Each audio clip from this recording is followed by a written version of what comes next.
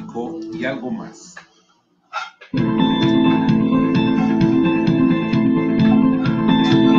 Es momento del análisis del acontecer nacional y regional, la vida política, las noticias y el análisis de AFN político y algo más.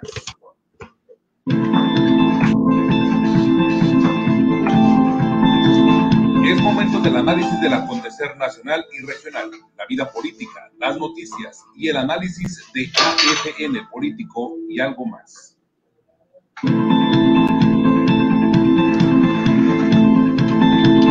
Es momento del análisis del acontecer nacional y regional, la vida política, las noticias y el análisis de AFN político y algo más.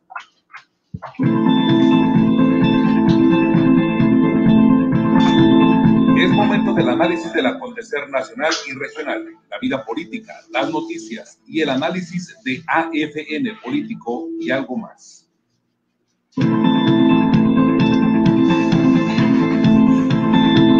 Es momento del análisis del acontecer nacional y regional, la vida política, las noticias y el análisis de AFN político y algo más.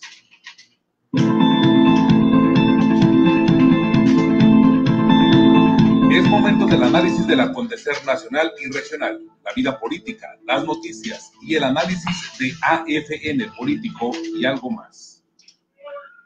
¿Qué tal? Muy buenas tardes, qué gusto saludar a todos los amigos que nos sintonizan para esta segunda edición de AFN Político y algo más, que es una producción de Agencia Fronteriza de Noticias y de su directora, nuestra amiga y compañera Dora Elena Cortés. Soy Enrique García y me da mucho gusto dar la bienvenida a quienes de manera regular nos sintonizan y a quienes ya se están conectando con nosotros para escuchar esta interesante charla que vamos a sostener con el empresario Pedro Romero Torres Torija, una figura relevante en la historia de la generación de empleos en esta ciudad, un liderazgo de muchísimos años en el sector comercio, uno de los más activos, por cierto, en nuestra economía. Hay historia ahí con Pedro Romero Torres Torija, a quien tal vez no ubiquen de momento por su perfil personal, pero si yo les digo, ahí viene el águila, tal vez les recuerde entonces la conexión histórica, sentimental, emocional con una empresa que fue icónica de esta ciudad por muchísimo tiempo y que además quedó también para la historia por aquel spot pegajoso que interpretaba Gualo Silva, que era Gualito entonces, imagínense, nada más era un chamaco, ¿no? Cantando, ahí viene el águila. Bueno, Gualito Silva ya no existe más, ahora es Gualo Silva. Creció un poco, no mucho, pero siguió en el ambiente artístico, es empresario de nuestra ciudad hoy día, sigue conectado con el mundo de la música y demás, pero bueno, de las cosas que se van quedando como referencia en la historia de una ciudad, pues por supuesto, ese spot, Gualo Silva, Almacenes El Águila, y una empresa que tuvo una presencia increíble hasta donde yo recuerdo por toda la península. Entonces, vamos al aire. Ya está don Pedro Romero Torres Torija conectado. Queremos agradecerle que nos haya atendido la llamada. Es más, me acaba de confesar, lo voy a ventanear, pero que estaba fuera de la ciudad, me parece, y se vino hecho la mocha nomás para atender este enlace, y lo saludamos sin más trámite y le damos la bienvenida. Muchísimas gracias. ¿Cómo está, don Pedro? Muy bien, gracias, gusto en verle y saludarle, aunque sea ya ahora virtual, los nuevos tiempos. Sí, hombre, caray.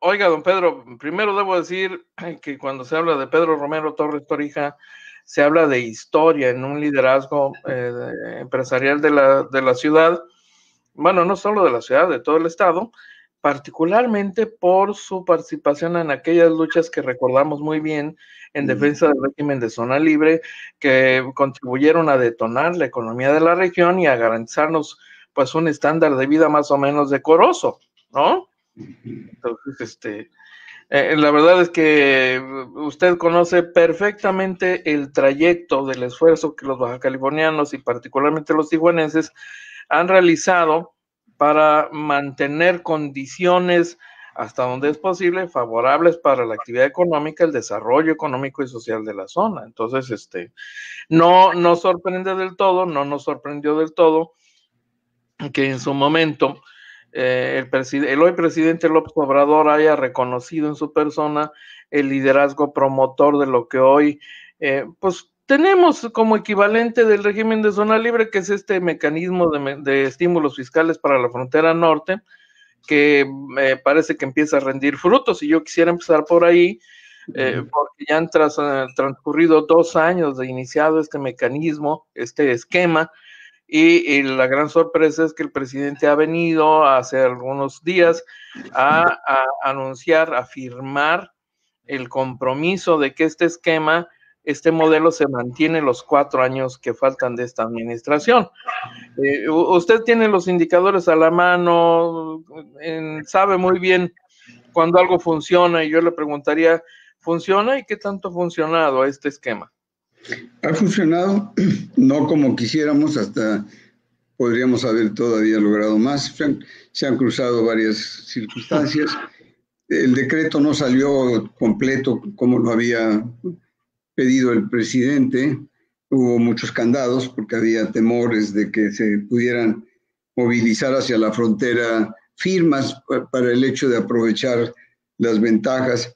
Y esos candados impedían que hubiera habido un abuso. Entonces mucha gente, tardamos mucho en incorporar, y hubo muchas negociaciones durante varios meses con los fiscalistas de Hacienda. Y bueno, finalmente fue aumentando la masa, porque esto ocurrió en toda la frontera, y algunas empresas también. Otro problema que había es que el gobierno, Hacienda, particularmente el SAT, tenía la experiencia de lo que había estado pasando con las empresas fantasmas. Era un temor que había, además de los cambios de domicilio, y también por las nuevas disposiciones de control. Querían evitar toda aquella empresa que se hubiera detectado como problemas fantasma, porque eso fue un vicio que corrió en sexenios anteriores, como con las facturas falsas, ¿no? Entonces tuvimos mucha dificultad de estar explicando y convenciendo, ¿no?, de la necesidad de que no podían pagar la mayoría por unos cuantos. Fuimos tardando mucho. Me ayudaron muchísimos grupos y despachos de contadores de primera línea. La verdad es que en la frontera, y aquí particularmente en Baja California, existen compañías que en forma gratuita, sin cobrar, ayudaron muchísimo, ¿no? Si tuviera que enumerarlas, pues no acabaría. Y habría que cobrarles por la propaganda, ¿no? Pero... no hay problema, don Pedro. Ya decidimos hacer unilateralmente una dispensa de trámite por razón de obvia urgencia. Que no hay problema. Entonces, bueno, pues pero sí, la verdad, despachos de abogados de lo mejor, y todos queriendo cooperar, las instituciones, no solamente empresariales, académicos y profesionales. Entonces, nos vimos acompañados desde un principio en la implementación. En fin, la gran parte se registraron aprovechando todos estos. Hubo problemas porque no hay dinero en el gobierno, y en la cuestión de la devolución del IVA pues empezó a haber problemas también. En fin, de hecho, mucho del trabajo, el presidente a mí concretamente me pidió, aparte de que fuera responsable de la frontera, que tratáramos de atraer inversión al país. Esa es la primera orden prácticamente que yo recibo desde un principio. Y esto da confianza porque, vamos, ya ve que ha habido mucha propaganda negativa de que si vamos hacia no sé qué tipo de regímenes, pero no. Al presidente les queda muy claro que el país no puede crecer si no es con la participación de la inversión privada. Okay. Y eso es importante porque la verdad necesitamos, para que podamos crecer a los porcentajes que crecíamos en el pasado, requerimos más o menos que el sector privado, la gente, chicos, medianos, micros y grandes y gigantes, inviertan en el país, inviertan en actividades productivas. No menos, se necesita arriba del 20% del PIB, pues del Producto Interno Bruto, que es la suma de todo lo que producimos en el país, para mucha gente que a lo mejor la sigla no les dice nada. El 20% de los cuales el gobierno generalmente en el pasado pues ha invertido entre un 5 y un 7%. O sea, un gobierno no puede solo, y menos desde hace décadas, pues enfrentamos una situación difícil por una deuda muy grande que finalmente, aunque está documentada pero hay que darle servicio a la deuda. Y este presidente también, pues, dijo, bueno, podíamos saber, y había gente que dijera, estamos en nuestro derecho de poder decir, ¿sabes qué? Esa deuda no la voy a reconocer, como lo hicieron otros países. Sin embargo, aquí también hubo una política que cumplir. Pero eso nos cuesta a nosotros un egreso muy importante, que ese dinero podría estarse reinvirtiendo en infraestructura y en inversión. Es tanto el otro problema que también ha acumulado el país por el concepto de edad, son lo que se llaman las pensiones, comúnmente. Pues ya esas dos cifras se llevan un porcentaje altísimo de los ingresos del Estado. Entonces, había también que el presidente también estableció, y hasta la fecha, él no quiere más deuda. Hay que ver, y por eso la austeridad. Y entonces hemos estado teniendo mucho reto. Mis primeros viajes a yo me reuní con los más de 100 líderes por cada ciudad importante de la frontera, y todas gentes fuertes de negocios, y yo les dije, señores, es por demás que me vayan a querer hacer una carta de Santa Claus, porque como siempre pasaba en el pasado, ¿no? Llegaba un nuevo gobierno y todo el mundo a pedir, y hasta bancas de parques y cosas de estas, ¿no? Le dije, miren, la realidad es una, y tenemos que en esto ser muy maduros y muy responsables, pero no hay dinero. Y aquí hay que ver cómo podemos salir adelante. Y una de las, pues, y seguimos en ese tono. Que lo han dicho el presidente de Singapur, el presidente que hubo en Estados Unidos, que no preguntes qué puede ser el país por mí, sino qué puedo hacer yo por mi país.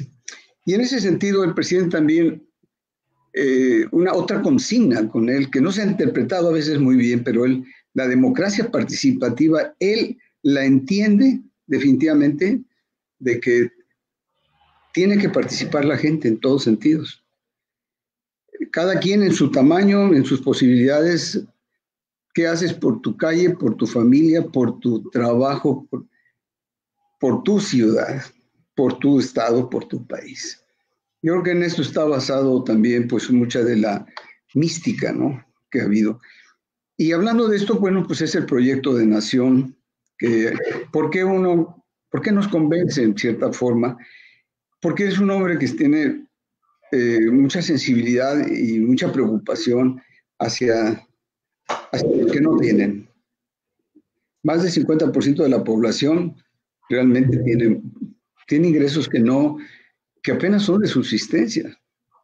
No hemos podido ahorrar, no sabemos ahorrar, tal vez también una cultura de consumo y de gasto, pero también es un sistema que sobre todo en los últimos, que fue desde la Thatcher y Reagan para acá, la concentración de capital, y se creó un vacío y un espacio que no lo hay en muchos países.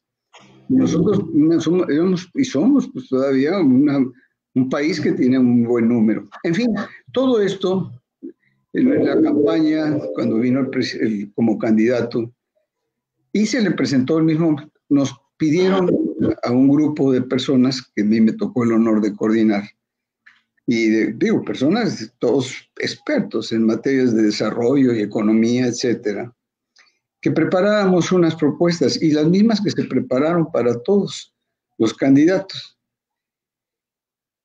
Y a él le presentamos la necesidad de que la frontera es distinta. ¿Por qué? Porque pues, es el encuentro de un país poderoso, con unas diferencias extraordinarias, ¿no? Y también aquí recibimos una transculturación, igual que nosotros hacia ellos, ¿no? Pero esto, pues le dijimos que había que primero, lo que sí ya se había dicho, nada nuevo era, no estábamos inventando el agua hervida. Dijimos, necesitamos un piso parejo para poder competir. No es posible que aquí estemos pagando el IVA, por ejemplo, del 16% y en el otro lado el 8%. Pues eso no, ¿verdad? Eso lo movió. Entonces le planteamos un plan, un estudio, y en esto yo dije, bueno, si el señor dudaba si sabía de lo que era la zona libre, y se nos ocurrió, pues yo había hecho un escrito hacía años, una participación de una revista, la historia de la zona libre, y yo me remonto hasta su nacimiento, porque yo también muchas veces me preguntaba, ¿y por qué? ¿De dónde salió esto? ¿De quién se le ocurrió la zona libre, no? Y bueno, efectivamente, había pocos estudios al respecto, pero finalmente llegué a descubrir que esto había sido a raíz de que habíamos perdido la mitad del territorio con la guerra con nuestros vecinos. Y que ante esa situación hubo, pues bueno, las ciudades empezaron a ser vacías y además con muchas dificultades de abastecerse. Y fue un gobernador de Tamaulipas, Juan Guerra, el que se le dijo, bueno, o sea, que hay que hacer una zona libre para que venga la inversión y para que la gente se pueda surtir y que además sirviera de una barrera para que no siguieran pretendiendo, porque sí se podrían haber ido hasta el centro, ¿no? Las ambiciones. Sí, claro. Entonces, también era un aspecto político y de soberanía que había en un país que habíamos perdido la guerra. En fin, todo esto contribuyó a que, pues, tuvo éxito. Y eso duró, pues, décadas. Y vinieron presidentes y cambios y pues esto se continuó todavía, al principio como perímetros libres, pero en los tiempos era Limantur, en el tiempo de Porfirio Díaz, que... Yves Limantur, secretario de Hacienda. Exactamente, muy famoso. Pero mire, fue en el 38, concretamente con Cárdenas, el general Lázaro Cárdenas, porque recibe el gobierno y a Bernardo Rodríguez, que había sido el primero y que puso los perímetros libres. Él dijo, hay que hacerlo porque esto pues, hay que mantenerlo, ¿no? Y Cárdenas fue el que la constituye como zona libre. Y esto le encantó al presidente. Esto le gustó tanto que yo creo que fue una de las motivaciones de que él se animara a decir, va. Claro, en ese momento todavía como candidato, pues él ya lo había manifestado, su preocupación eran los pobres y que primero los pobres, etcétera, todo este discurso, ¿no? Que refleja pues su preocupación a los que están quedando rezagados. Pero la frontera es otra cosa, como ustedes saben. De aquella frontera que era, nosotros ya ahora somos 14 millones de habitantes en ambos lados. Casi podemos constituir una nación y que podríamos... Y de hecho, tengan en cuenta que somos estados aportadores y hacia la federación de una gran aportación económica. Claro. Y 12 estados éramos todavía en el gobierno anterior, todos los demás eran dependientes, es decir, pedían más de lo que ellos aportaban a la federación. Nosotros no, y sobre todo Baja California ha sido un estado pues muy trabajador. El otro aspecto es que aquí recibimos una cantidad de migración de todos lados, de todos lados, inclusive internacional. Y yo, bueno, pues están ya ves las caravanas ahora. El presidente, cuando le presentamos esto, entonces me dijo, bueno, nada más que está bien, el beneficio, me dijo, ¿cuánto es lo que están proponiendo? Y bueno, pues por lo menos que vuelva, le iba al 10%, al 11%, para que haya, pues volver a las condiciones mínimas que teníamos. Y me dijo, no, ¿cuánto es en el otro lado? Le digo, el 8%, señor. Eso es lo que vamos a dar. Caray, le digo, no hay necesidad de tanto, le digo, porque pues de todas maneras el gobierno necesita dinero. No, me dijo, va el 8%. Pero dijo, El dinero no es para ustedes. ¿Ustedes quiénes? Dije, no, pues empresarios. Y no, dijo, va para los trabajadores. Y bueno, ¿y cómo quiere usted que lo hagamos? Que se aumente el salario mínimo al doble. Ah, caray. Pero la verdad es que en campaña, cuando yo le había presentado ese estudio, a él le gustó mucho por aquello, yo creo, de la historia. Sí, la parte nacionalista, es obvio que el enfoque, ¿no? Exacto. Y entonces me llamó para felicitarme y digo, bueno, pues, señores, esto ha sido labor de mucha gente. Uno solo no puede, ¿no? Y digo, lo único que he hecho pues, es coordinar y considerar y, bueno, pues sí, moderar, modular. Pero me dijo, necesito que me hagas un estudio de salarios. Y bueno, pues mire, nosotros siempre tuvimos históricamente los salarios más altos de la República, ¿no? Y la verdad es que el salario mínimo se ha rezagado casi 50, no 50 años, pero sí, a lo mejor. Y sí, la verdad, aunque se compensa, digo, porque finalmente las empresas tienen más de 17 formas de compensar y bonos y puntualidad, etcétera. Y claro, él llega al poder y pues el primer programa que se echó a volar precisamente es el de la frontera. Y por eso hicimos la visita y pues ese beneficio se dio. Hablamos con toda la industria de maquiladoras de exportación en una convención, incluso en Chihuahua, que hubo muy grande. Y bueno, ¿sabe qué? Es muy responsables socialmente las personas, los que están haciendo maquilas, los que rentan sus edificios. Y no hubo mucha discusión al respecto. Hubo problemas, sí, por ejemplo, Matamoros, porque al aumentar el salario mínimo en cascada o en rebote como dominó, pues incrementó los salarios técnicos también y los superiores y hubo mucho problema de tipo sindical. Yo tuve muchos problemas ahí, la verdad, porque ya estábamos advertidos de que eso podía suceder. Y yo, pues claro, pensé que el gobierno podía pues intervenir para también moderar a la antigüita, como estábamos. Claro, sí. Pero no, el presidente dijo, esto es un problema entre patrones y obreros, y tienen ustedes que arreglarse. Y la pasamos muy dura, pero finalmente, pues la mayor, no digo que el 100%, porque ¿qué pasaba? Yo se los advertí también, le digo, miren, nosotros no queremos un país con salarios de hambre.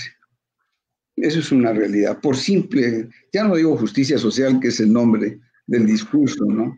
Por humanismo, por solidaridad. No es posible que tengamos ese tipo. No, es más, ni somos tantos como para que tengamos que sacrificarnos de esa manera. Hay países que sí, y ahora se están yendo al África a buscar ese tipo de fábricas, pero nosotros no queremos eso. Nosotros queremos que haya valor agregado y que haya beneficio y que las maquiladoras que lleguen también ayuden a sus ciudades pues a pavimentar y a poner escuelas y poner muchas cosas que se requieren. O sea, sean parte de la solución. Si no, ¿sabe qué? No nos interesan ese tipo de industrias. Porque de por sí, nosotros ahora somos intermediarios o somos una forma, ahora le llaman cadenas de valor, pero cadenas de suministro. Y bueno, pero oiga, la aportación, la parte de salarios que lleva, no era tanto como para... Y finalmente el aumento a un salario del doble no representaba en el costo general una razón, porque cuando nosotros le ofrecemos aquí es logística, la cercanía del mercado. Verdaderamente el mexicano es un muy buen trabajador. Digo, ¿por qué tenemos que sacrificarlo de esa manera?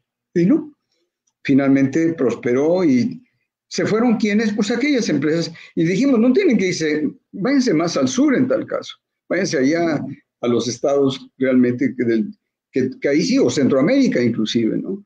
Pero nosotros aquí, además la maquila ya había venido cambiando. Oye, sí.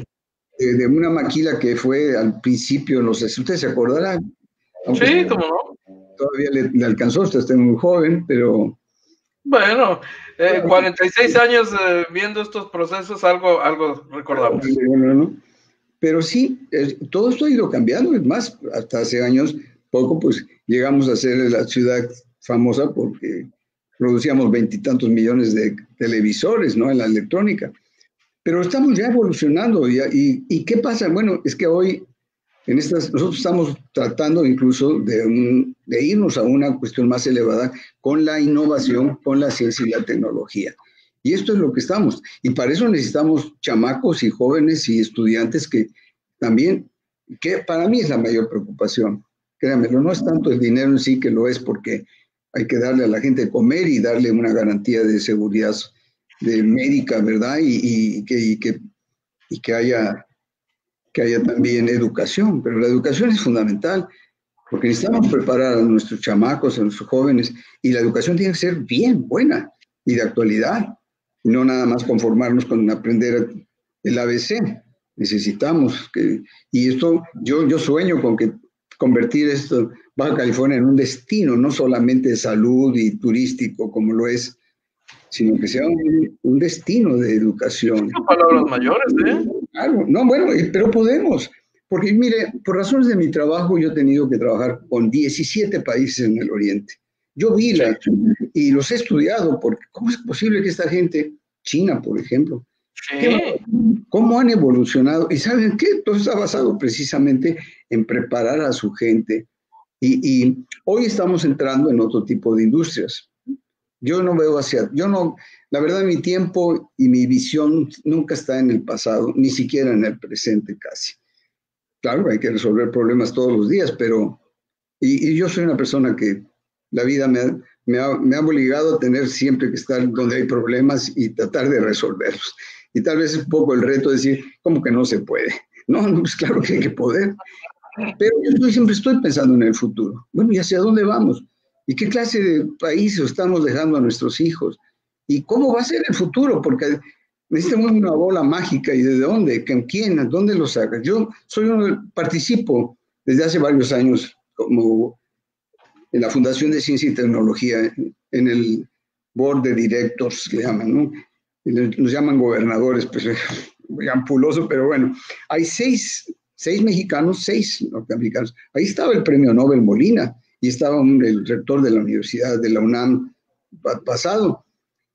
Y todo que estamos estudiando, ¿hacia dónde van las cosas? ¿Cuáles son estos tipos de industrias que están cambiando? Toda esta tecnología que se está dando, que gracias a ahora pues, estas generaciones nuevas, pues están disfrutando y nos ha facilitado la vida a todos. Pero también es cierto que la robotización, la automatización, por ejemplo, pues es el nuevo elemento que tenemos que enfrentar, porque ya viene. Sí, no, ya está, ya llegó. Y se está aplicando en muchas cosas. Aquí en esta zona se están produciendo brazos mecánicos, robots para fábricas de China. Entonces, China ha sido un ejemplo y la forma como lo están haciendo. Y claro, dentro de los aspectos geopolíticos, porque también hay que entender, la frase no es mía, es de un subsecretario de Estados Unidos de Fed de Seguridad. Él decía, Estados Unidos no es Norteamérica. Norteamérica es Alaska, Canadá, Estados Unidos, México y Centroamérica. Y esto es un asunto geopolítico. Entonces somos una masa, un medio continente, porque luego vienen los del sur. Y claro, tenemos que competir y luchar contra otras masas como la europea o como la oriental.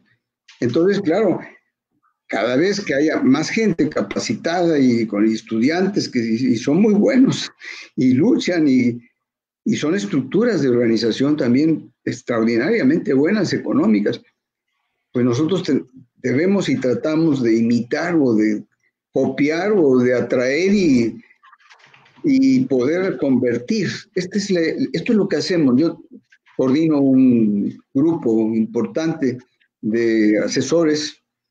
Está la academia, están los empresarios líderes, y eso es lo que tratamos, adoptar y adaptar. Esta es la regla del juego ahora. Nosotros estamos en la frontera, y a nosotros se nos es muy evidente este tipo de problemas. Entonces, tenemos que prepararnos para el futuro. Hay muchos tipos de sectores y empresas que pues, han desaparecido porque esto va evolucionando. Y además, somos un imán, un refugio un destino para el resto del país de gentes que desgraciadamente tienen que dejar sus lugares porque no encuentran oportunidades de trabajo, de supervivencia, y vienen aquí. Y hemos tenido, usted lo sabe, este es un destino de migración, y aquí llegan, y aquí han venido caravanas, y ha venido gente de todo el mundo. Y yo llamo a esto el síndrome del migrante. Yo soy hijo de un migrante, y mi padre estuvo en la guerra, y gracias al general Lázaro Cárdenas recibió, y uno estudió en colegios ya que el gobierno facilitó, y uno, claro, crece uno con el compromiso y con el sentimiento de ayudar, de agradecer al país que le está dando. Yo aquí llegué a la frontera de mi familia con una mano adelante y otra atrás, hace 54 años. Y pues esta ciudad es muy generosa, y Mexicali también, y cada uno tenemos nuestras fortalezas y nuestras vocaciones. Pues todo esto, el Estado es rico en ese sentido, pero su riqueza principal es la gente. Y esa es la gente que nosotros tratamos de que mejore. Entonces, se dan los salarios mínimos, se elevan, mejores empresas, otro tipo de empresas cada vez más sofisticadas. Y lo demás fue porque cuando entramos, a mí me pide el presidente que participe fui uno de los 100 primeros, yo fui el número 77, por cierto. Dije el número de la suerte y doble, dije, pero hacernos cargos de establecer el proyecto de nación para preparar el Plan Nacional de Desarrollo. Y esa participación fue antes ni siquiera sabíamos si iba a salir el nuevo gobierno, ¿no? Pero estábamos todos ayudando, y gentes de todas. Y se dividió ahí los 5 gabinetes, uno de seguridad, porque el problema también a él le preocupaba mucho al presidente, otro fue de económico, lógico, el otro de educación, el otro social, y así, así se conformó. Y al estar yo participando con el gabinete económico, pues lógico, ¿verdad? No es porque sea yo empresario, porque la verdad, mi familia sí es empresaria, pero yo ya llevo muchos años, hace 10 años estoy dedicado a ayudar, a cooperar, a ver dónde puedo ser útil. No estoy, o sea, ya no estoy en los negocios, vamos, lo que quiero decir. Estoy haciendo para los demás. Pero yo ya no persigo el dinero, pero yo soy como en estos, decía en San Francisco de Asís, poco necesito, y de lo que necesito, poco. Así que no es eso, no son motivaciones, ni claro, es de otro tipo. Entonces se establece la zona libre aquí. Yo les digo, señores, yo no puedo estar, porque usted todo está centralizado y están pensando a larga distancia de cómo resolver lo de la frontera. Y yo siento que eso no debe ser. A mí no se me ocurriría estar haciendo un programa de desarrollo para Yucatán, por ejemplo, al sur. Si yo no vivo ahí, yo no sé de ahí, ¿por qué debo yo de opinar siquiera, ¿no? Pero eso sí, señores, aquí en la frontera, aquí se cuecen las habas de otra manera.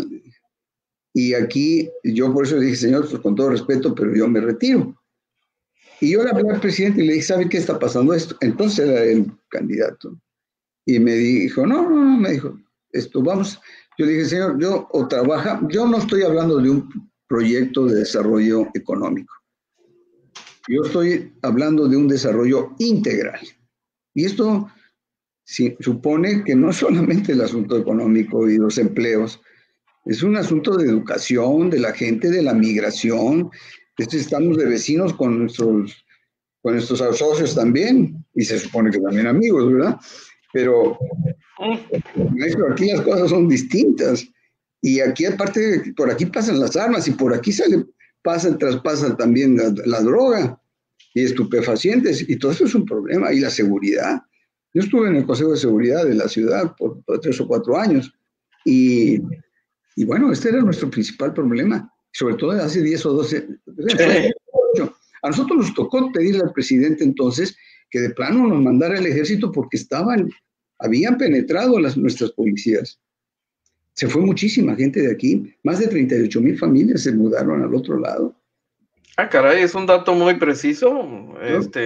Porque por eso creció Chula Vista, de esa manera, y Otay y todos estos. Y todo eso es fuga.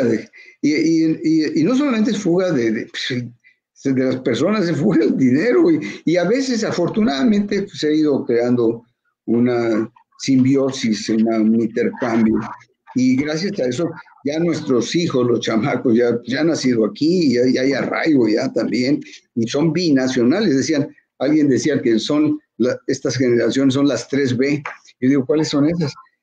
Son binacionales, biculturales y bilingües, en cualquier orden que los ponga. Bueno, pues sí, tiene toda la razón. Eso no lo hay en el resto del país. Entonces, ¿por qué nos tendrían que imponer a nosotros? Pues somos maduros en este sentido. Por eso peleamos desde aquí.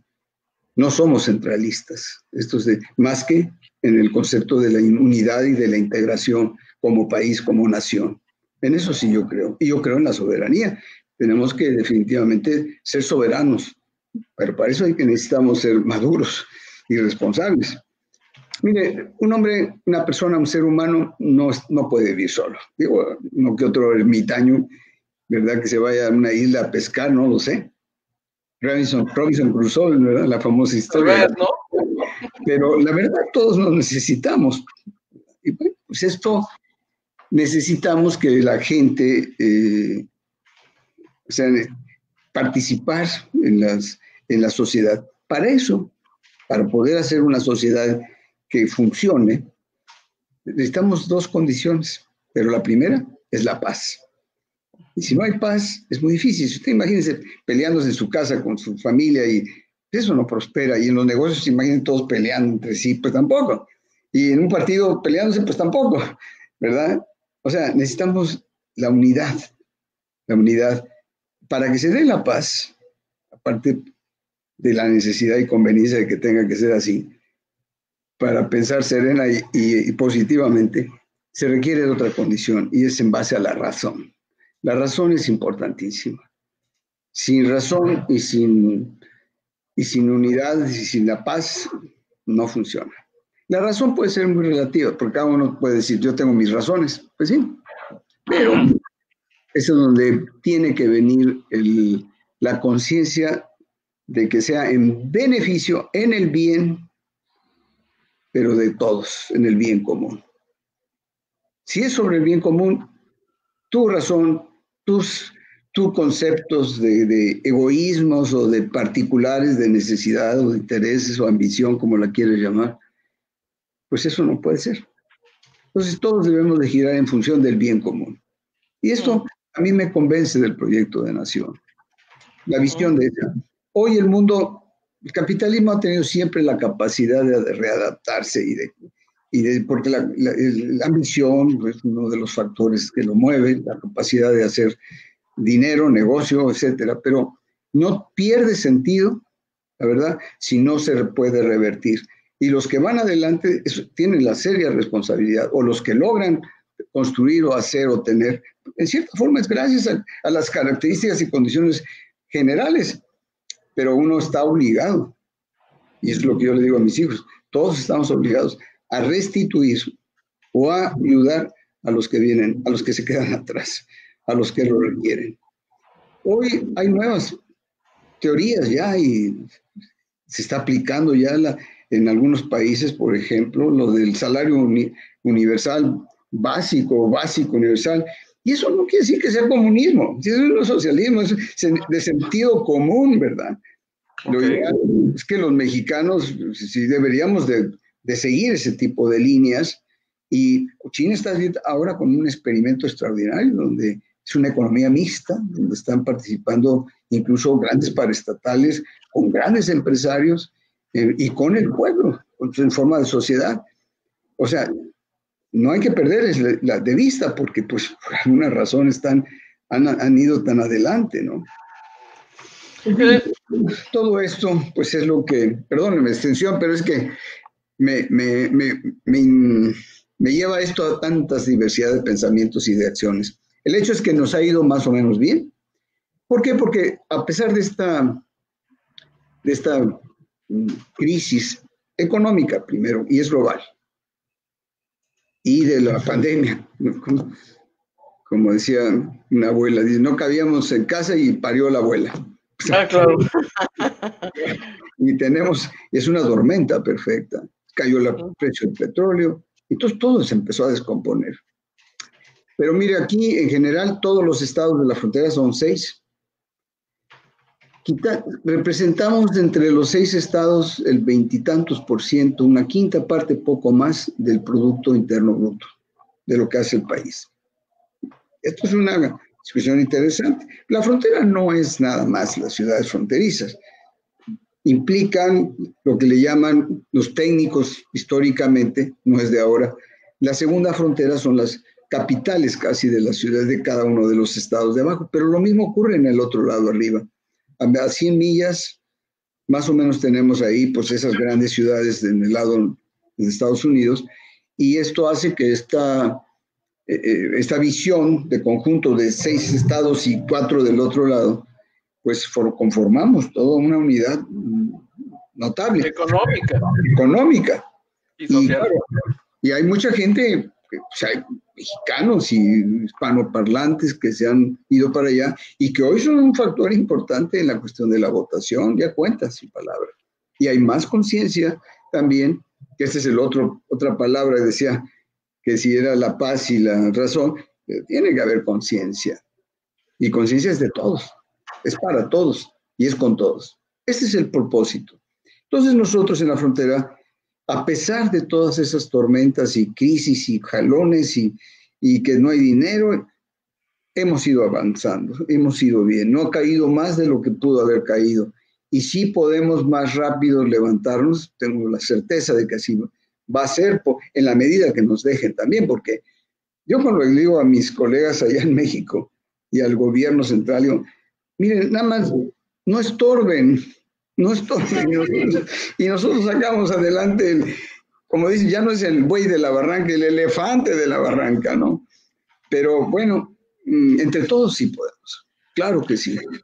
Esto me lleva a preguntar, don Pedro, porque tengo una impresión que usted me corregirá. Yo tengo la impresión de que estamos siendo todavía víctimas de una inercia centralista y además, a pesar de los vientos de cambio que anuncia el gobierno del presidente López Obrador, hay también burocracias muy enraizadas y enraizadas en esa visión centralista que siguen torpedeando toda posibilidad de que la frontera tenga un trato diferenciado. ¿Es correcto? Sí, yo soy un hombre muy franco, usted sabe muy bien. Sí. Y yo siempre con la verdad. La cultura, 500 años de historia, pues han hecho que el país tenga un centralismo. No es el único, todos los países tienen siempre haber un centro de poder, ¿no? El caso de China, Pekín, por ejemplo, y Shanghái es como Nueva York, ¿no? Libre, y los del sur, pues con cantones, otro boleto, por ponerle un ejemplo. Hay una teoría del francés Voltaire. Voltaire dice y escribe un hombre millonario, por cierto, historiador canadiense, pero historiador de base, y él hace un libro precisamente que se llama así, y él dice que todas las burocracias, no importa si son gubernamentales o militares, religiosas, todas las burocracias, las estructuras terminan trabajando para ellas mismas. Este es un problema, se da en las sociedades, es histórico y es condición humana y social. Ese presidente, a pesar de todo lo que digan, y sí, una concentración de poder que pues, es cierta, es real, es impresionante. Y yo digo que es un zorro político. Y yo no sé si es uno de cada 10 millones o uno de cada 100 millones. Yo se lo admito y se lo reconozco. Tiene una gran capacidad porque entiende muy bien a la gente. Y yo digo, qué malo sería realmente que con una concentración de estas pensara para él mismo o para otro tipo de fines, pero no, en cierta forma, y no lo quiero justificar, pero la verdad es que él ha logrado un grado de aceptación extraordinario, que a veces no es bueno tampoco, porque debe de haber en una democracia, pues pesos y contrapesos, ¿no? Sí, claro. Pero ¿sabe por qué no hay oposición? No es culpa de él. La oposición son la sociedad, no hay líderes. Bueno, sí los hay, y muy buenos, y mucha gente, pero no quieren participar. Y entonces caigo otra vez al problema de la democracia participativa. ¿Dónde están los líderes? ¿Por qué no se meten? ¿Por qué no le entran? Y entonces sí se quejan, y sí dicen, y gritan, y todo, pero maestro, si no te metes tú, pues digo, lo que necesitamos es rescatar y crear líderes. Normalmente se supone que, como en el ejército, que es la estructura mejor organizada en un momento dado cuando hay problemas críticos. Por supuesto. 1 de cada 10 entre los humanos se supone que debe ser líder. Por lo menos el alfa y el beta, de 1 a 2 personas, el 10% de la población. Yo digo, ¿dónde están estos en México? ¿Qué ha pasado? ¿Qué nos echaron en el agua? Dicen que para que se haya acabado eso. No, es que no debe ser. Eso hay que construirlo con la educación. Entonces, ¿qué pasa? Él sí está consciente de las burocracias, tan es así, y de las instituciones, y lo ha dicho siempre, que se descomponen, y por eso él trata de brincarlos y se va hasta el último. Pero eso complica mucho las cosas también. Pero la razón la tiene, porque verdaderamente dice es que todo dinero que entra en un embudo, pues no permea hasta abajo. No. Y esto es lo que ha sucedido. El abuso. Se concentra en pocas manos. Y la corrupción. Porque la falta de honestidad ha sido el gran problema, la falta de conciencia. Y entonces esto me lleva a otra pregunta que me parece inevitable. ¿Qué futuro tiene esta extensión del programa de estímulos para la frontera norte? ¿No corre peligro? ¿No corre riesgo de ser saboteado hasta ese extremo por estas burocracias? Todo es, sí, pues, miren, en política no hay nada escrito, y las sociedades también tienen su límite. Okay. Cuando estábamos con el programa, porque él dijo 25 kilómetros de la frontera hacia el sur, siempre todos más o menos vimos que todas las ciudades caían dentro de eso, excepto Baja California. Y yo le digo, oiga, espérenme, Ensenada, no, es que 25 kilómetros, yo dije 25 y no va a ser más de 25, porque además bien muy persistente en sus ideas, ¿no? Y no, le digo, señor, pero es que toda la vida, por eso se ha reconocido que la zona libre pues llega hasta todo el norte, incluso hasta Baja California Sur. No, pues si es así, me lo va a pedir al rato Chiapas, ¿no? Y eso, señor, pues allá. Yo veo por mi changarro, ¿no? Yo veo por mi rancho. Y pues no. Y le digo, mire, nada más le digo una cosa. Ensenada, para todos conceptos, es parte de la zona. Es parte de la frontera. En Baja California es el único estado donde casi todo el mundo se concentra la población. 51% es Tijuana y 28% es, por ejemplo, Mexicali.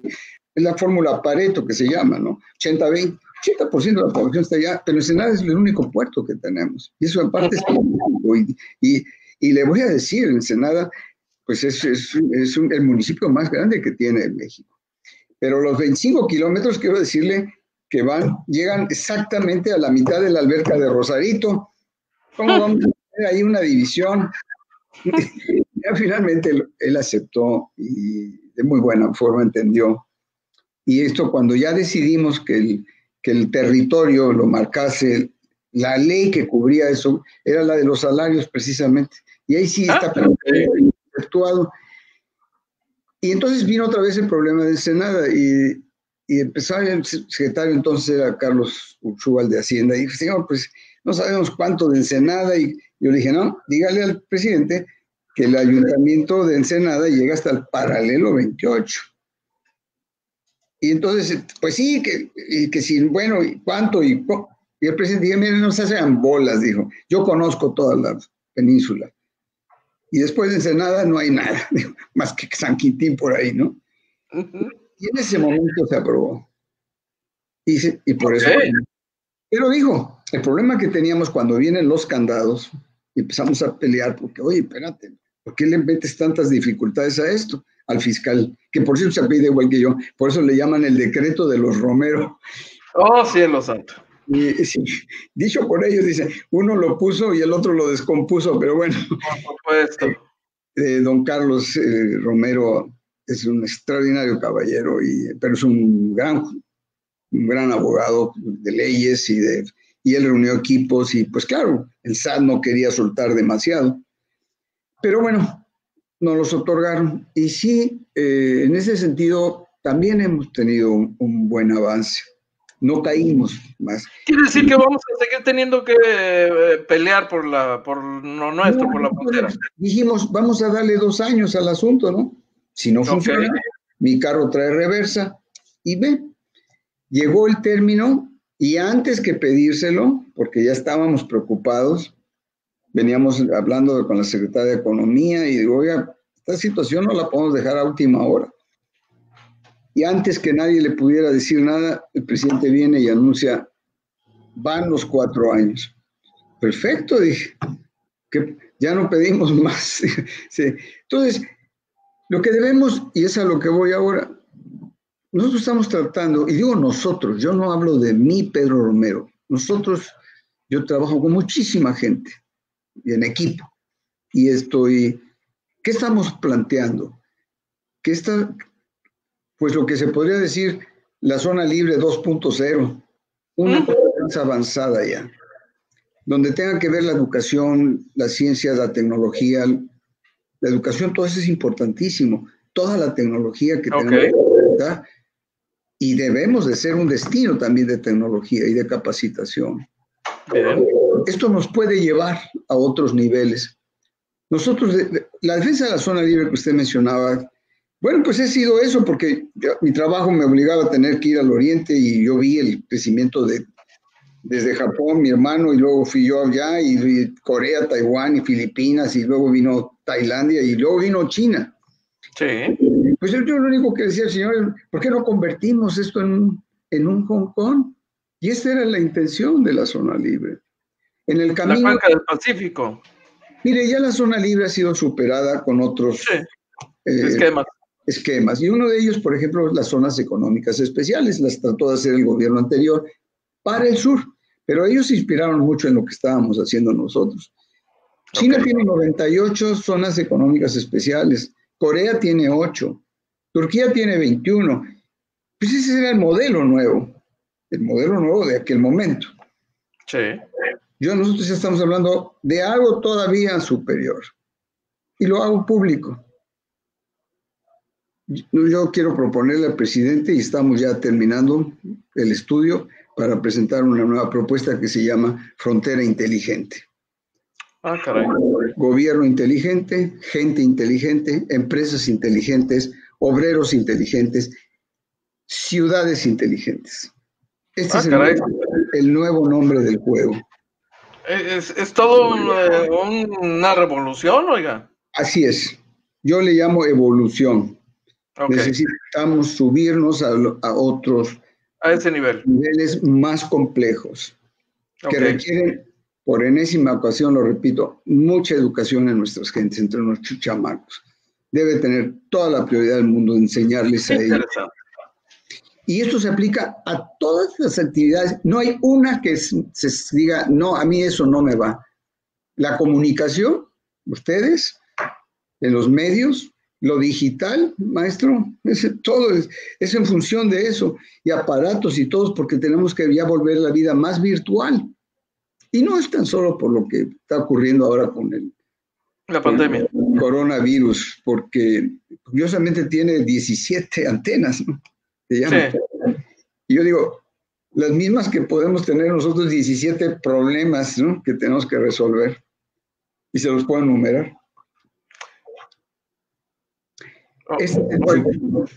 Oiga, don Pedro, yo quiero brincar a otra cosa. Venga. Pero antes, me gustaría que nos platicara cómo está este asunto de su relación con la corregidora.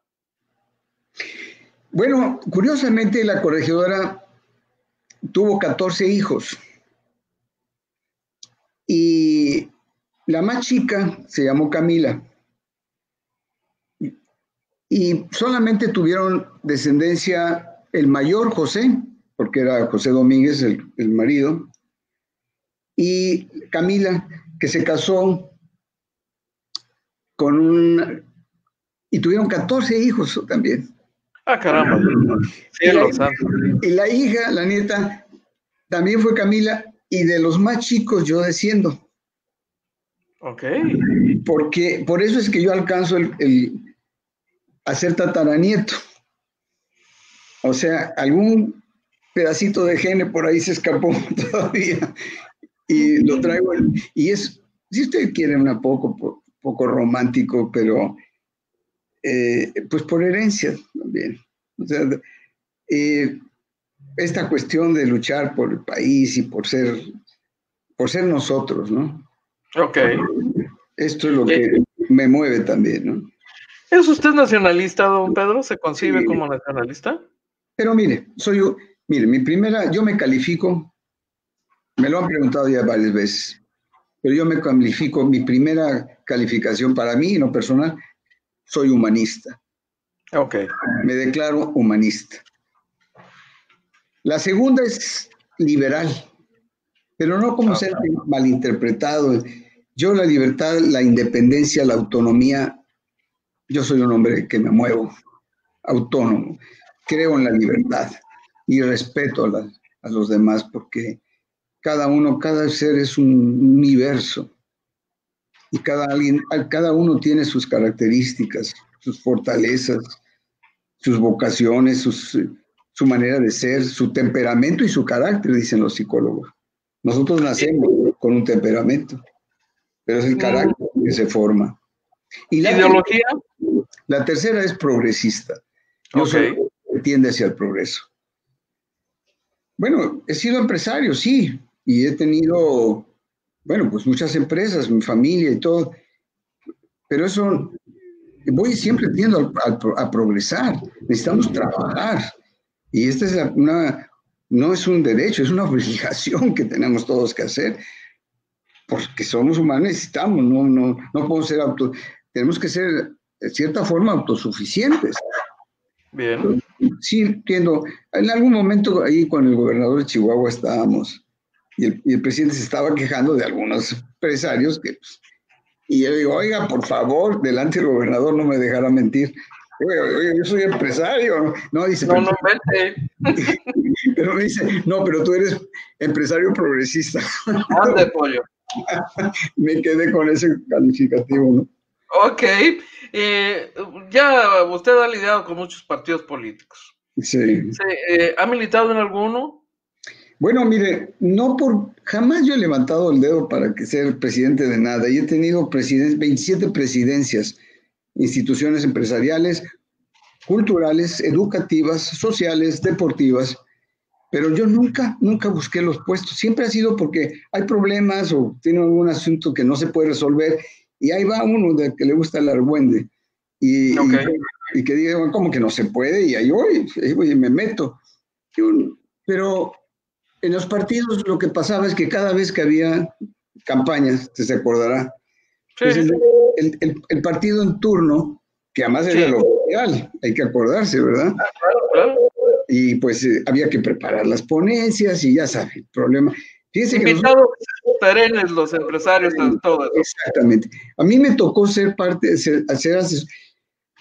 bueno, yo ayudé a la oficina de asesores del presidente López Portillo, por ejemplo. Y yo estaba muy joven, pero tengo ahí mi oficio, ¿no? Que me dieron muy bonito, una carta ahí con el sello de... Pero, ¿por qué? Porque yo estaba defendiendo la zona libre. No había entonces problema, ni siquiera en la lista de prioridades el problema pudo haber sido seguridad, eso ni existía. Era la paz, era muy bien, todo esto era prosperidad realmente. Con Echeverría me tocó, ¿no se acuerda? Yo encabecé 2 aviones que fuimos allá a pedirle y un domingo nos reciba a las 7 de la noche en Los Pinos.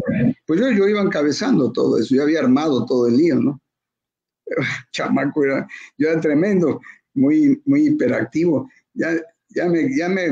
Como que ya me calmé un poco, pero... Okay. Y también con Salinas, en tiempos de Salinas me tocó trabajar con el CPI. Sí, cómo no. Y a mí me tocó con Luis Maciú, que era el que estaba a cargo de la oficina, y ahí conocí a todo Cedillo y a todos los demás. Y ya con el presidente Cedillo, pues luego tuve, claro, una buena relación. De hecho, a Carlos Bustamante lo nombraron tesorero de la campaña de Colosio y él me invita a que yo también participara como subtesorero. Y pues luego vino Zedillo, pues ahí nos quedamos. Entonces la relación con él fue, pero por educación también, pues siempre fue muy buena. En ciertas situaciones verdaderamente espantosas, porque por segunda vez, una en el 82 con lo de la defensa del peso, ¿no? Ah, claro. Y luego, pues ahora a Zedillo le toca también una situación muy dura, que fue que tuvimos que empeñar hasta la camisa, ¿no? Por supuesto. Todo eso lo he vivido yo, ¿no? Pero no. Pero nunca se atrevió a militar en un partido. Me invitaron muchos. De hecho, bueno, este último, el PRD, me estaba invitando a ser un candidato a gobernador junto con Arturo, precisamente el presidente municipal que ahora está compitiendo, ¿no? Sí. Esto fue el PRD, el PT, bueno, el propio López Obrador me invita a ser precandidato a senador por el PT. Porque ¿Eso fue cuándo? Pues esto sería en el 2012, yo creo. Ok. Y bueno, si tenía algún inconveniente, le digo, mira, yo la verdad nunca he querido, porque ya me habían invitado varias veces para presidente municipal o diputado, y le digo, mira, fíjate que el puesto de senador es un puesto que siempre lo he considerado y me ha gustado, porque tiene un nivel que puede influir, representa los intereses del Estado, etcétera, ¿no? Y bueno, me dice, bueno, vamos a hacer una encuesta. Pues está bien, adelante. A la semana me estaban hablando y me dice, oye, su principal brazo derecho me habla y me dice, oye, nada más te aviso, porque no quiero que te vayas a enterar por otro medio, pero quedaste en segundo lugar. Ah, qué bien, le digo. ¿Y quién fue el primero? Pues ya entonces fue cuando me dijeron que a quién le había tocado, que fue el senador Blázquez. Ok. En fin, anteriormente a eso, en tiempos de Cárdenas, precisamente, me ofrece, precisamente el ingeniero Cuauhtémoc me ofreció que fuera yo diputado, la puesto y pues yo, la verdad es que yo siempre le he dado prioridad a otras cosas, pues yo tengo que trabajar para vivir, ¿no?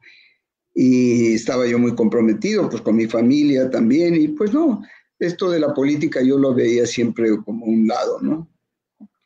Anteriormente a eso también, en tiempos de Bailón Chacón, sí, pues también me propusieron, pero yo nunca, la verdad, otros partidos me invitaron a ser parte del Movimiento Ciudadano, el mismo PAN, vamos, en algún momento.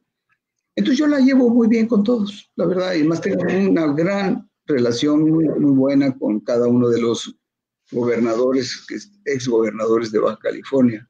Oiga, hoy está rompiendo su propio récord al aceptar participar en este proceso de Morena por la gobernatura. ¿Qué lo hizo decidirse por dar ese paso? La preocupación. Ah, caray. La invitación, sí, la verdad, tengo que aceptarlo. La amable invitación, desde hace 6 meses me habían venido insistiendo en que yo debería participar. Y bueno, pero yo creo que puedo ayudar más afuera y además, dije, yo tengo un serio problema, digo, yo tengo una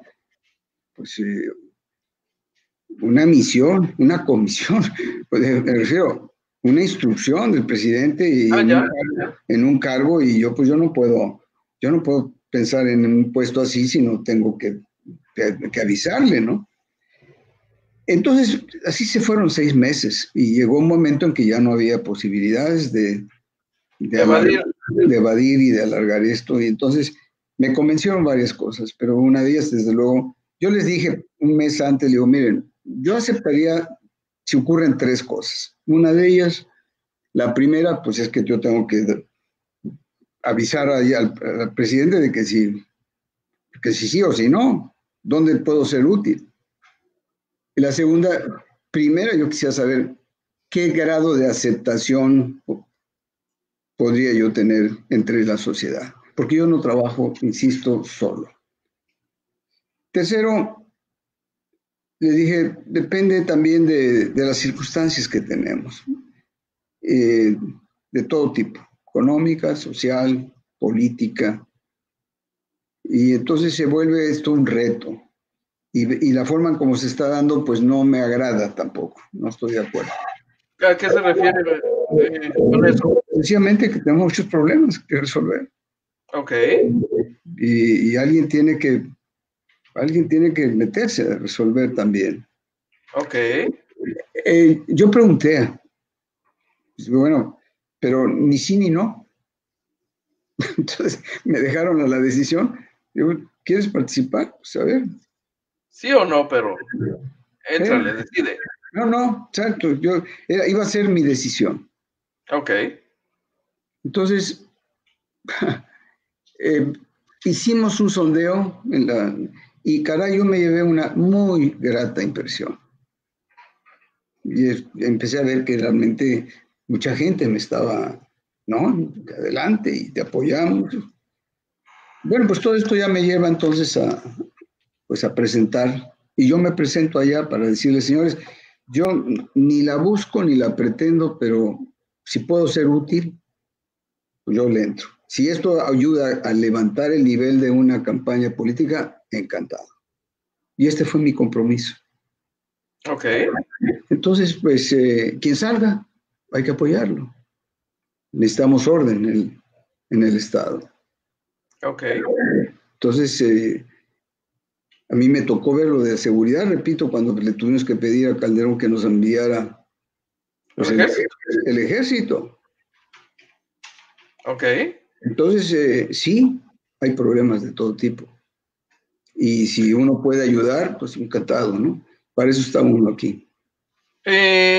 Cuando usted va a registrarse con Arturo González y Gerardo Novelo, hay quienes en automático dijeron, se está haciendo hacia esta corriente, que no necesariamente comulga con el gobernador o que a lo mejor no es de todas las simpatías del gobernador.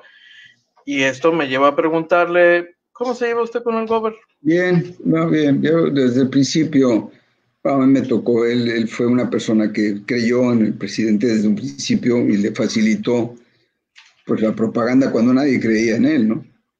Yo creo que el presidente le guarda a él en ese sentido, no hay duda, pues lo ha dicho, ese agradecimiento, ¿no?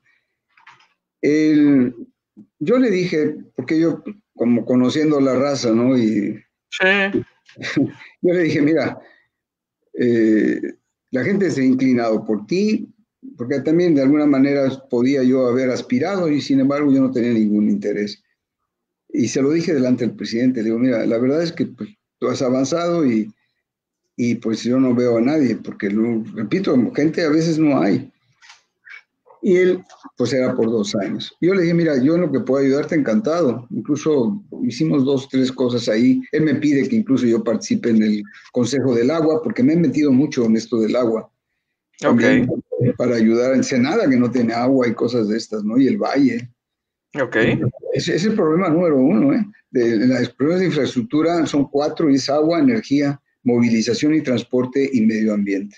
Eso no es por nosotros dicho, por los diálogos de alto nivel que a mí me tocó también saber. Sí, claro. Y yo traté incluso de atraer un financiamiento para tomar el agua de Tijuana y pues, con plantas y mandarla para el Valle y para Ensenada. El campo es importantísimo. Toda la industria del vino, si no le damos agua, no va a funcionar. Y eso es un sector importante, propio. Pero bueno, yo le dije a él, le digo, mira, yo marco mi línea, yo todo el aspecto político, yo no me meto. Y así fue, hasta ahora. O sea, hubo un acuerdo personal con Jaime Bonilla. No, ni acuerdo, yo se lo ofrecí. Yo le ya. No, le dije, mira, yo no me voy, en las cuestiones de política yo no me voy a meter. Pero cuando Jaime Bonilla ya perfilaba para ser candidato a gobernador y usted había considerado que podría también participar, Sí. llegó a la conclusión de que Jaime era el mejor posicionado, que era el que tenía la preferencia, el más fuerte, y se hizo a un lado. Sí, no, bueno, yo no, es que yo ni siquiera, o sea, a mí me ha dicho gente sí que debería, pero yo no, repito. Ya, claro. No, o sea, no lo tengo en mis planes, vamos, eso de ninguna manera. Ok. Yo ayudo en lo que puedo, estoy muy ligado con todo el empresariado, pero no solamente es eso. estoy con la educación también metido y en las universidades y además nosotros estamos proponiendo 10 nuevos prototipos o esquemas de educación para el futuro. Y yo traté de traer a Moctezuma en un momento dado aquí, el secretario, para precisamente y darles foro a 10 personas que iban a hablar cada una a presentar un proyecto, que es un proyecto de futuro. O sea, yo estoy enrolado en otro tipo de cosas, pero para el país, por la responsabilidad que a mí me dieron.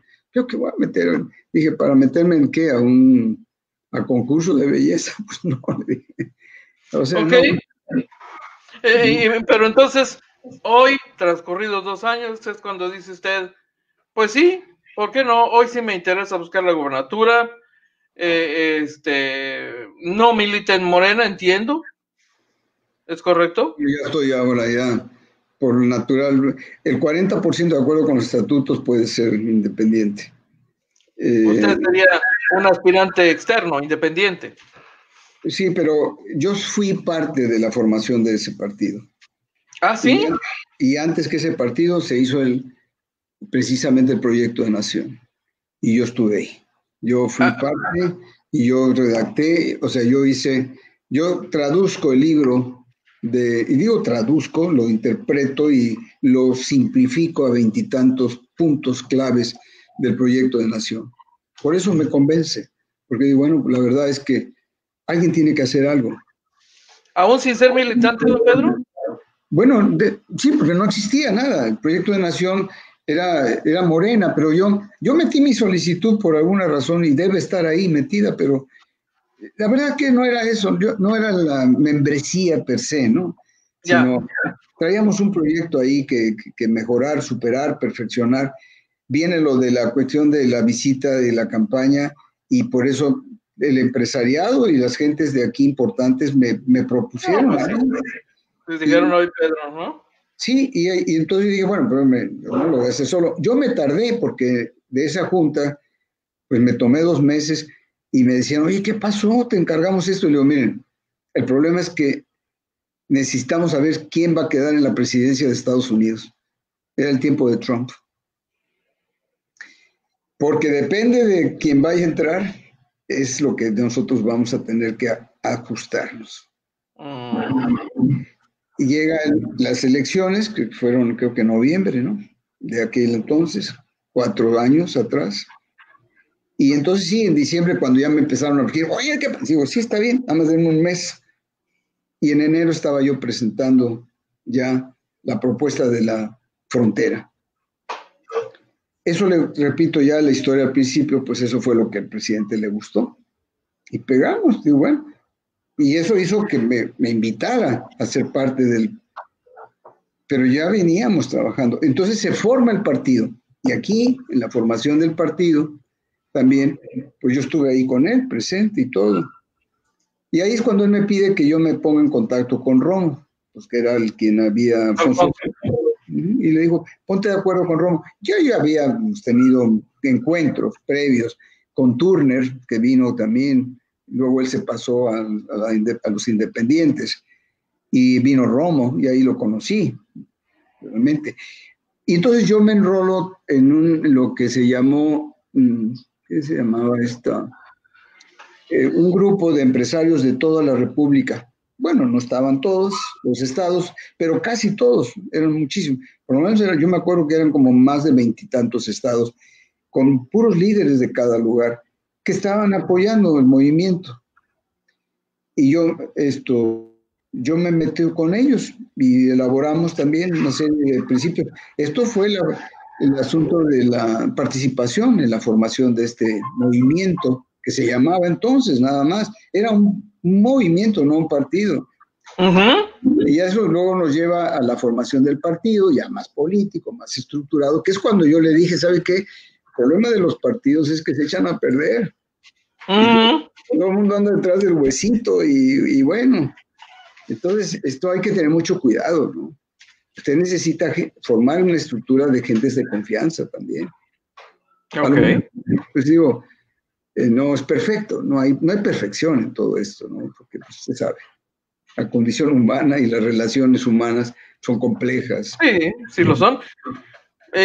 Por eso el partido en Baja California está viviendo ahí algunas complicaciones que ya hemos podido conocer, ¿no?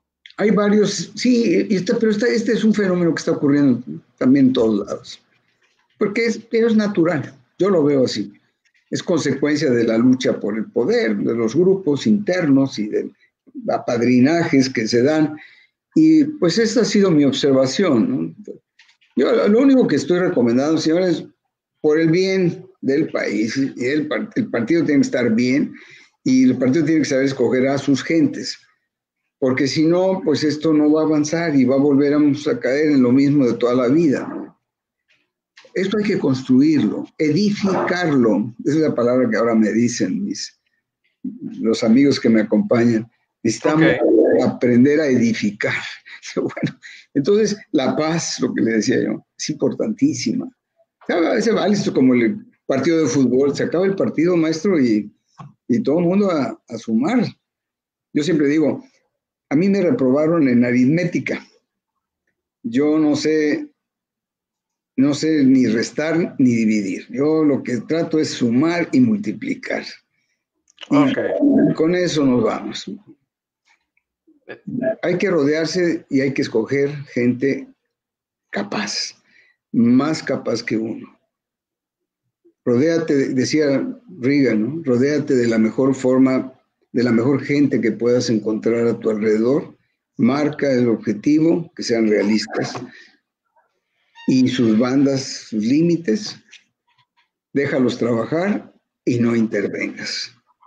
Entonces, Don Pedro, hemos visto desfilar muchos gobernadores en Baja California y usted ha conocido de los estilos de gobierno, de los perfiles de gobernador, y cada uno ha tenido lo suyo. Ha habido diferencias en algunos casos de fondo. ¿Usted cómo se ve como gobernador? Estamos futureando, por supuesto. ¿Qué perfil, qué podríamos esperar los ciudadanos de esa visión que usted tiene ya a estas alturas de la vida sobre lo que el Estado necesita? ¿Cómo sería su liderazgo? Pero yo no sé si voy a salir, para empezar, ¿no? Estoy especulando. Como todas las posiciones eventuales que he tenido en mi vida, sentido de responsabilidad, compromiso. Y yo es el primer requisito que siempre le pido a la gente que trabaja conmigo, y yo he manejado mucha gente, es sentido de responsabilidad. Si no sabes, te enseñamos, ¿no? Pero una persona responsable, en un momento, en una crisis, debe tener capacidad de responder a un problema porque no todo está escrito, y aunque esté escrito nadie lee luego, y por muchas normas y indicaciones, necesita haber gente responsable. Y esto, adicionalmente, conjuntamente, y esta es la política de este gobierno, del presidente, es una persona honesta y demostrada, una persona que sea decente, ¿no? Y que su preocupación sea respetar, porque le están entregando algo que no es suyo, y usted tiene que dar cuentas de eso. Entonces sí debe haber eso, transparencia y honestidad a como cueste. Esto no es nada más de que hay que césped que se sale del caminito, hay que podarlo. Ok. Sea quien sea. Y esto es un serio problema que tenemos en este país. Pero es un compromiso muy serio porque puede haber implicaciones severas. No, bueno. Yo soy un hombre de mucho carácter. Okay. Me gusta la broma y todo lo que se quiera. Pero no se raja para aplicar la mano dura cuando hay que hacerlo. Absolutamente. ¿Mm? No, definitivamente que no. No, porque eso, pues ese es el problema, ¿no? Pues a lo mejor por eso nadie se mete. Yo mismo repito, no se crean que yo creo que perdiendo yo gano. Que no crean que estoy, pero bueno, yo pues obedezco a la invitación, es todo, pero yo creo que Se van a dar las cosas. Creo que lo vamos a saber espero, del unos día días 20, más. unos días más, sí. Entonces ya se acaba todo esto, ¿no? Entonces, podríamos decir que según su visión, dos de las cosas que más le urgen al Estado es gobiernos más transparentes y honestos. Honestos. Honestos, pero capaces, porque usted puede ser muy, muy honesto, Oh, no, bueno. ¿verdad? Pero si no tiene las aptitudes, capacidades, competencias, maestro, pues no debe meterse. Por O supuesto. sea, debemos tener gente capaz en cada puesto. Yo digo una frase entre mi gente: si tienes un problema de plomería, pues, ¿qué? Llama al plomero, maestro. Pues sí. Y si puedes, pues llamas al mejor, ¿no? Claro. Pero no te metas de plomero, porque es un desastre, ¿no? Zapatero tu zapato. Exactamente. Caray, don Pedro, la verdad es que nos hemos excedido del horario habitual. Perdón. Y la verdad es que estaba buena la charla. Muy amable. Ha valido la pena, sobre todo para que el auditorio tenga la posibilidad de conocer a un personaje que está en la lista de los registrados, que podría ser eventualmente candidato a gobernador, pero que no es tan conocido como los otros, por lo menos en el más amplio espectro, ¿no? Así es. Y entonces hay dudas, ¿no? Hay gente que dice, a ver, ¿quién es Pedro Romero? ¿Es de derecha? ¿Es de izquierda? ¿Es neoliberal? Porque lo han preguntado por aquí. ¿Es liberal o qué onda con él? ¿A qué le vamos a tirar? ¿O va a trabajar para su santo? ¿O qué piensa del tema de Constellation y del agua? ¿No nos vaya a traicionar por ahí? Son cosas que usted entiende muy claramente, ¿no? A propósito de la cervecería, mire, es cuestionable todo lo que ha sucedido, todo. Y la forma también, la cuestiono yo.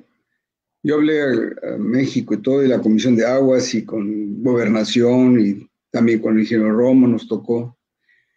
Pero mire, yo acabo hace unos días de decirles a ellos, les interesaría entrar en el istmo, porque el presidente tiene interés en que se levante el istmo también ahora.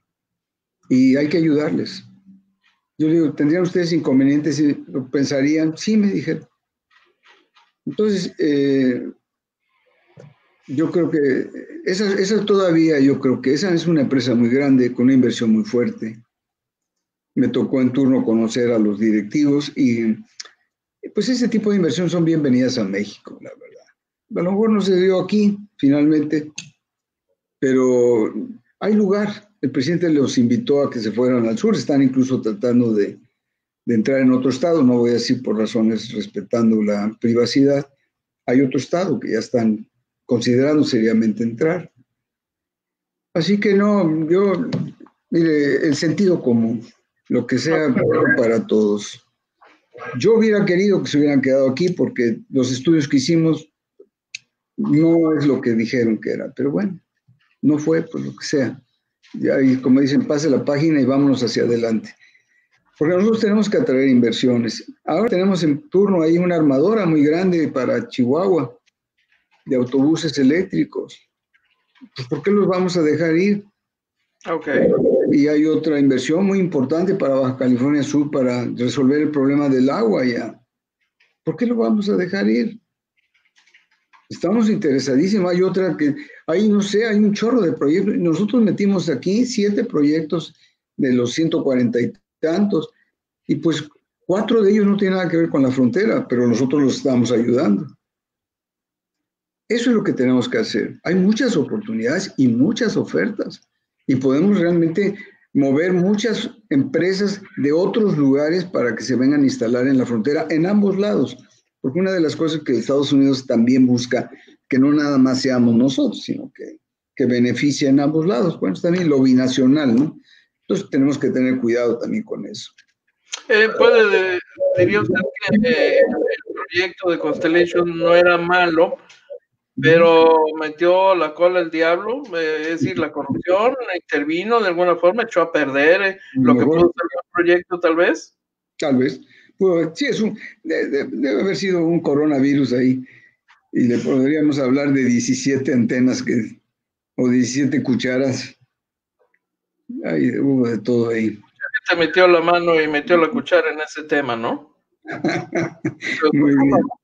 De todo hay ahí. Pero bueno, qué pena, ¿no? Yo creo que podría haber sido una buena inversión. Pero bueno, ya no tiene caso. Ok. Es historia entonces. Y sí, es historia. Don Pedro, le quiero agradecer que nos haya dado la llamada. ¿Alguna reflexión final que quisiera usted compartir? Democracia participativa. Todos estamos obligados, chicos, grandes, viejos, a hacer algo por nuestro país. Es el momento de hacerlo. Sea quien sea, tenemos todos que tomar la parte de responsabilidad que nos corresponde. Eso es todo. Ok. Pues, don Pedro, muchísimas gracias. Ha sido un placer volver a saludarlo.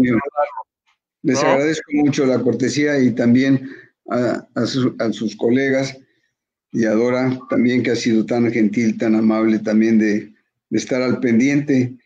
Pero vamos, yo estoy a lo que salga, ¿eh? No está obsesionado. Bateador en turno. o sustituto en un momento dado, ¿no? Pero bueno, no, es una broma. Pero no, tengo muchas, ya le cuento, hay muchas cosas por hacer para la frontera. Muy bien. De cualquier manera, candidato o no, gobernador o no, va a seguir usted interviniendo y participando en esto. Así es, mi promesa es esa, sí, claro. Muchas gracias, don Enrique. Gracias, Pedro, un placer saludarlo como siempre. Igualmente, un placer, un abrazo y gracias a su auditorio. Buenas tardes. Pues sí, nos extendimos. Pero bueno, pues interesante la charla con Pedro Romero, uno de los probables, ¿no? Ya dijo Morena que serán 4 finalmente los que queden en la lista definitiva. Usted saque sus propias conclusiones. Nosotros lo invitamos, él aceptó participar y así que usted puede escuchar, pudo escuchar lo que piensa, lo que sostiene, lo que dice, lo que le mueve. Y usted haga sus conclusiones finalmente, de eso se trata. Yo quiero decirle que los aspirantes tendrán aquí un espacio, por supuesto.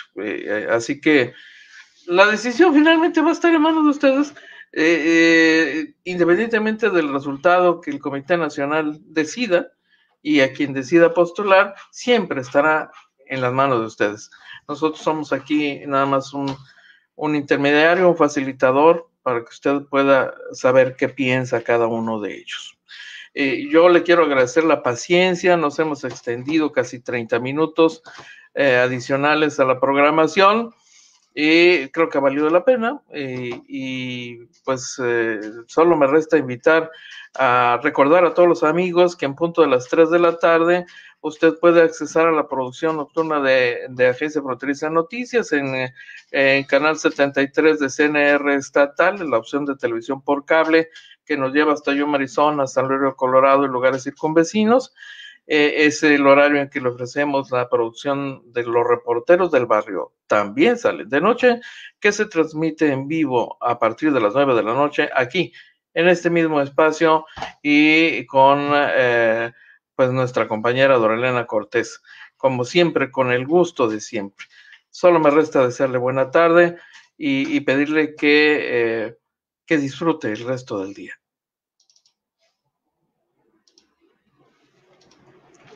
Invitamos para que nos sigan de lunes a viernes, de 12 a 1 de la tarde por este canal.